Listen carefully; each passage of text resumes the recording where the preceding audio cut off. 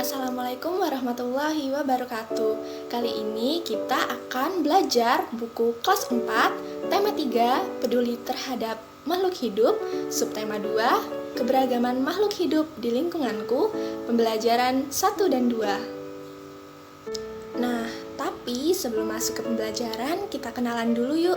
Hai, salam kenal. Perkenalkan, nama saya Farisa Nur Aini, nomor pokok mahasiswa 191305324, nomor absen 12 dari kelas semester 3E, Prodi Pendidikan Guru Sekolah Dasar Universitas Lampung.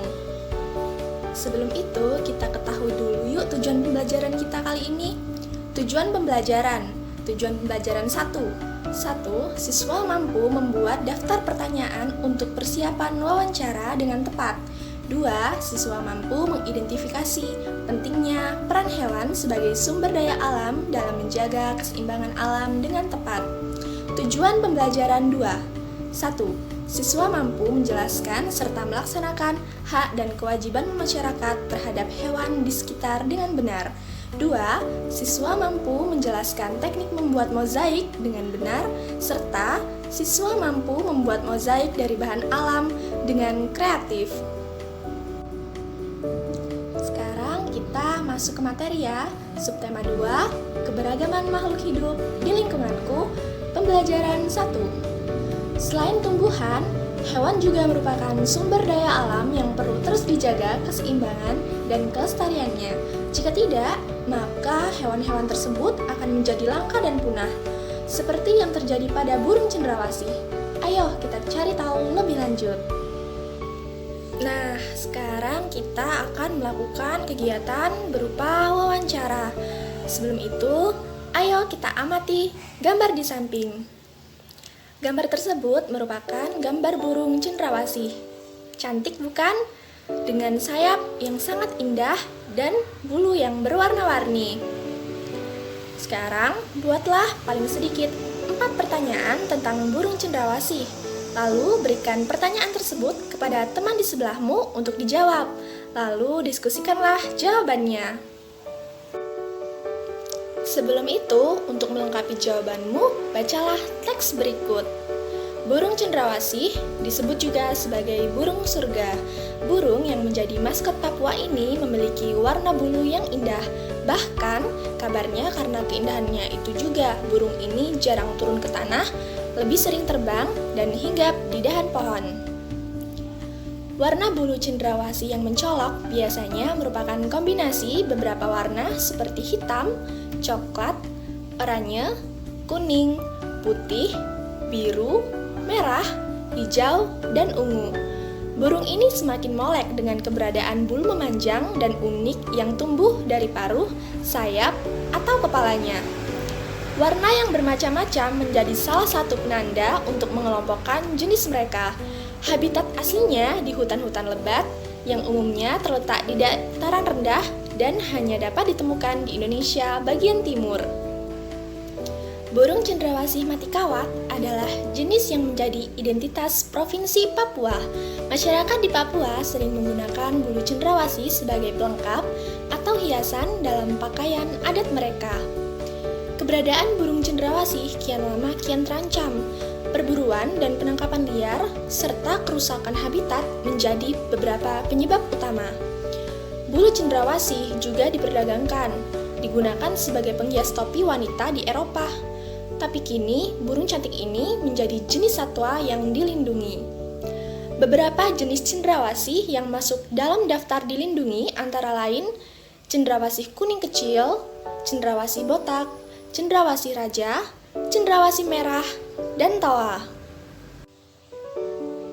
Berikut ini adalah gambar dari jenis-jenis burung cendrawasih. Gambar pertama, cendrawasih kuning kecil. Gambar kedua, ada cendrawasih botak. Lalu, pada gambar ketiga, ada cendrawasih raja. Gambar keempat, ada cendrawasih merah. Dan terakhir, ada cendrawasih mati kawat yang menjadi identitas Provinsi Papua. Selain cendrawasih, masih banyak hewan lainnya yang harus kita lindungi. Di sekitarmu tentunya banyak hewan yang menarik perhatianmu. Ayo, kita belajar lebih banyak mengenai hewan. Hewan sebagai sumber daya alam hayati juga memiliki peran penting dalam kelestarian lingkungan. Kita wajib merawat dan menyayangi hewan sebagai wujud syukur kepada Tuhan Yang Maha Esa yang telah menganugerahkan beragam jenis hewan yang dapat dimanfaatkan bagi kesejahteraan manusia. Nah, berikut adalah beberapa contoh hewan yang harus dilindungi. Hewan-hewan tersebut antara lain ada orangutan, harimau Sumatera, badak, gajah, komodo, dan masih banyak lagi. Kegiatan selanjutnya adalah ayo membaca. Apakah di lingkunganmu terdapat kupu-kupu? Bacalah teks berikut untuk menambah pengetahuanmu tentang kupu-kupu. Kupu-kupu.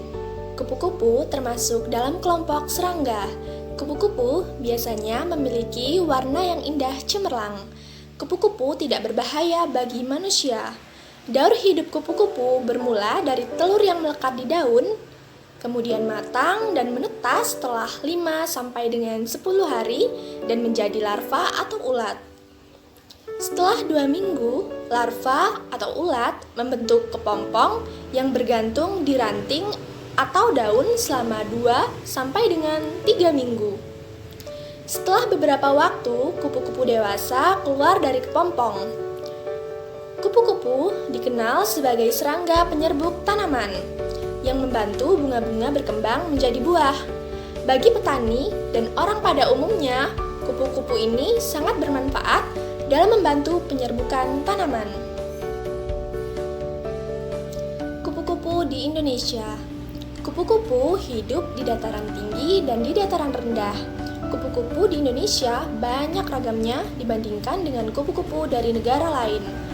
Nah, ada beberapa contoh kupu-kupu yang berasal dari Indonesia, yaitu kupu-kupu sayap burung peri yang ditemukan di Papua, kupu-kupu raja yang ditemukan di Jawa dan Sumatera, kupu-kupu trogon yang ditemukan di Kalimantan. Tidak sedikit penggemar kupu-kupu. Warnanya yang indah sangat menarik perhatian banyak orang. Oleh sebab itu, perburuan kupu-kupu sering terjadi. Hal ini tentunya sangat merugikan bagi kelangsungan hidup kupu-kupu maupun makhluk lainnya. Tahukah kamu manfaat kupu-kupu?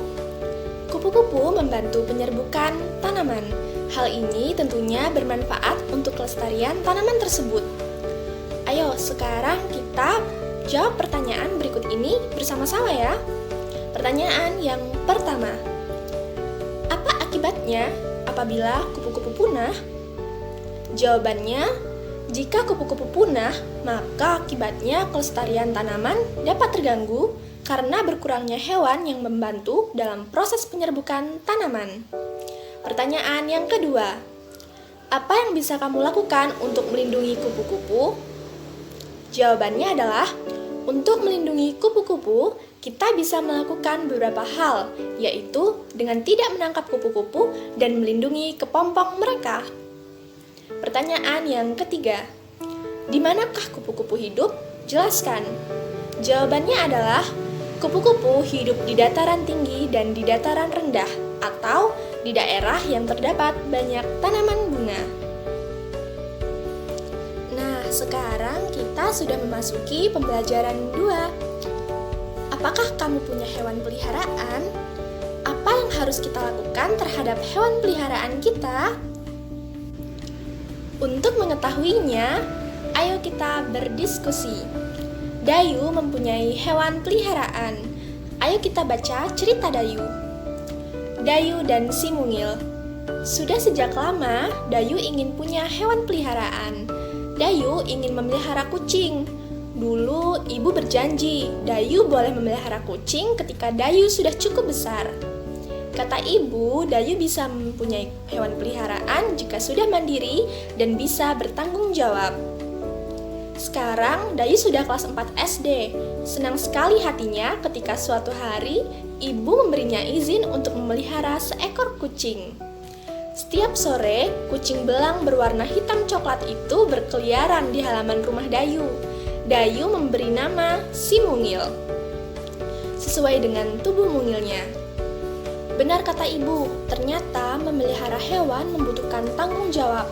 Seandainya Dayu masih kecil, belum mandiri, dan belum bisa mengurus dirinya sendiri, tentu si Mungil menjadi tidak terurus. Setiap hari, Dayu bertanggung jawab untuk memberi makan si Mungil. Dayu juga harus menjalankan kewajiban untuk membersihkan kotoran si Mungil. Ibu juga meminta Dayu untuk rutin membersihkan keranjang tidur si Mungil. Dayu pun menjalankannya dengan senang hati. Ia sayang pada si Mungil. Dayu tahu, ia harus memberi hak si Mungil untuk hidup terurus, nyaman, dan senang tinggal bersama Dayu. Ibu memberi Dayu hak memelihara hewan. Dayu pun harus menjalankan kewajiban untuk mengurus kebutuhan si Mungil. Nah, setelah membaca teks tersebut, kalian bisa diskusikan dan jawab pertanyaan berikut ini. Nah, setelah membaca dan menjawab pertanyaan-pertanyaan tadi, sekarang kita akan membahas tentang hak dan kewajiban terhadap hewan peliharaan. Nah, kamu tentu saja memiliki hak ketika memelihara hewan, dan kamu juga memiliki kewajiban ketika memelihara hewan. Apa saja ya kira-kira hak dan kewajibanmu itu? Ayo kita bahas bersama-sama. Hak ketika memelihara hewan antara lain: yang pertama, bermain dengan hewan peliharaan. Yang kedua, mendapatkan hiburan dari hewan peliharaan. Yang ketiga, mengatasi rasa kesepian pada diri kita. Sedangkan kewajiban kita dalam memelihara hewan yaitu yang pertama, memberikan makan dan minum kepada hewan yang kita pelihara. Yang kedua, membersihkan dan memandikan hewan peliharaan. Yang ketiga, tidak menyakiti hewan peliharaan. Dari hal-hal yang sudah kita pelajari tadi, maka kesimpulannya adalah ketika kita mempunyai hewan peliharaan, kita wajib merawatnya. Ketika kita merawatnya dengan baik, akan membuat hewan peliharaan kita sehat. Misalkan memberi makan, membersihkan, memberikan tempat yang bersih, mengobati jika sakit, dan menyayanginya. Bayangkan jika hewan peliharaan kita kotor, pasti akan mengganggu lingkungan kita. Dan bagi teman-teman yang tidak memiliki hewan peliharaan, kita juga harus tetap menjaga dan menyayangi hewan yang ada di lingkungan sekitar kita ya.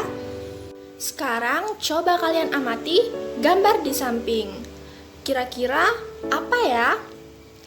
Itu merupakan mozaik. Apa sih itu mozaik? Mozaik merupakan karya seni rupa 2 atau 3 dimensi.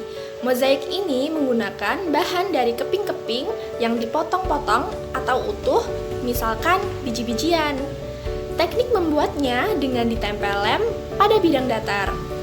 Bahan-bahan yang bisa digunakan untuk mozaik adalah kertas tebal, daun, biji-bijian, kepingan kaca, pecahan keramik, dan lain-lain.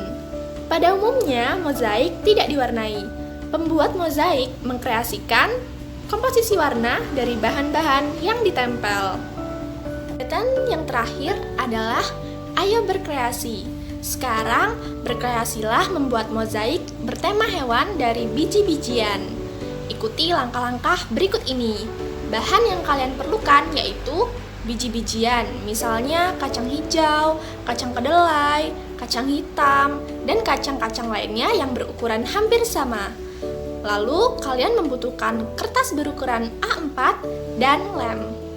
Sedangkan alat yang diperlukan ada pinset, pensil, dan kuas. Di sini ada langkah-langkah pembuatannya.